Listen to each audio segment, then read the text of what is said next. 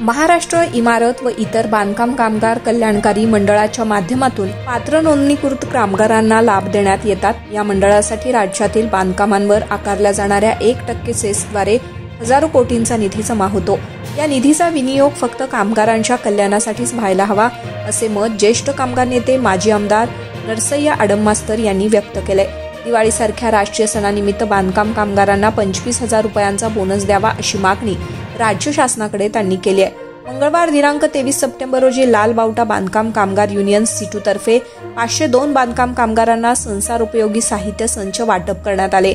या कार्यक्रमाचे अध्यक्षस्थान सीटूच्या नेत्या व माजी नगरसेविका नलिनीताई कलबुर्गी यांनी भूषवलं। यावेळी लोकप्रिय नगरसेविका कमिनीताई आडम, माकपचे युसुफ शेख, मेजर शंकर मेहत्रे, प्राध्यापक अब्राहम कुमार, अमित मंचले आदी मान्यवर उपस्थित होते। या कार्यक्रमात आडम मास्तर म्हणाले, स्वातंत्र्यपूर्व आणि स्वातंत्र्योत्तर काळात कामगारांनी रक्तरंजित संघर्ष करून कायदे अस्तित्वात आणले। मात्र 2014 नंतर मोदी सरकारनं 44 कामगार कायदे 4 श्रमसंहितेत गुंफून कामगारांच्या हक्कांवर गदा आणली आहे। कारखानदार व कॉर्पोरेट कंपन्या कामगारांचे शोषण करत असून सरकार त्यांना पाठबळ देत आहे। याला उत्तर म्हणून 9 जुलै 25 रोजी देशभरातील 25 कोटी कामगारांनी सार्वत्रिक संप भरून कामगाराविरोधी धोरणांचा निषेध केला आहे। या कार्यक्रमाच्या यशासाठी अजय भंडारे, सिमोन पोहुल, गौतम जगले, विकास कमलापुरे, रवी भंडारे, टायसन जगले, प्रमोद कुरकल्ली, सुरेश फरड, सुनील काडे, इमॅन्युअल सातालोलू, सनी भंडारे, विजयकुमार भंडारे, टोनी जगले, जेम्स तिपल्दिनी, पिंटू भंडारी, सिद्धराम साखरे, मोजेस तिपल्दी,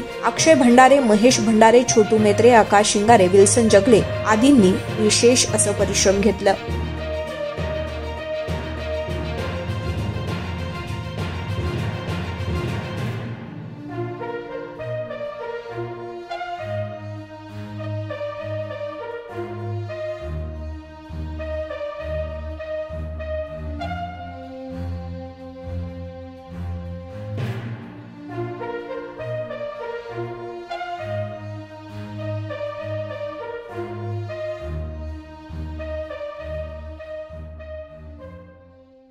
आणि जर तुम्ही काम पाहत आहात ते प्रत्येक गोष्ट जे काही स्कीम येईल ते तुमच्यापर्यंत आणण्याचा प्रयत्न करते।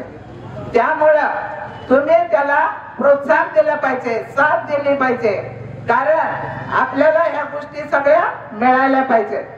जे काम करतात त्याच्या मागे तुम्ही प्रत्येकाने उभारलं पाहिजे आणि त्याला या इलेक्शन मध्ये चांगल्या मताने तुमचं एक मत देऊन त्याला निवडून आणलं तर तुमचे पुढचे काम चांगले होतील आणि त्याने नगरसेवक म्हणून निवडून यावं। महाराष्ट्रात नव्हे भारतामध्ये गरिबाकरता 30,000 घर बांधलेला एकुलता एक लाल बावटा आहे, दुसरा कोणी नाही आहे। वाटेल ते उद्या अमित मंचलेला नगरसेवक करा, मोदीमध्ये झोपडीमध्ये राहणारा माणूस भविष्य काळामध्ये बंगल्यामध्ये गेल्याशिवाय राहणार नाही, असं काम अमित मंचलेचं। अरे जो माणूस रात्र दिवस फिरतो, कोविड मध्ये माणसं मरत असताना हा बाहेर आला, लोकांना मदत केला। महानगरपालिकेमध्ये लाल वाघ असं पाठवतो, पैसे खाणाऱ्याच छाती फाडल्याशिवाय राहणार नाही असे लोक नेतात।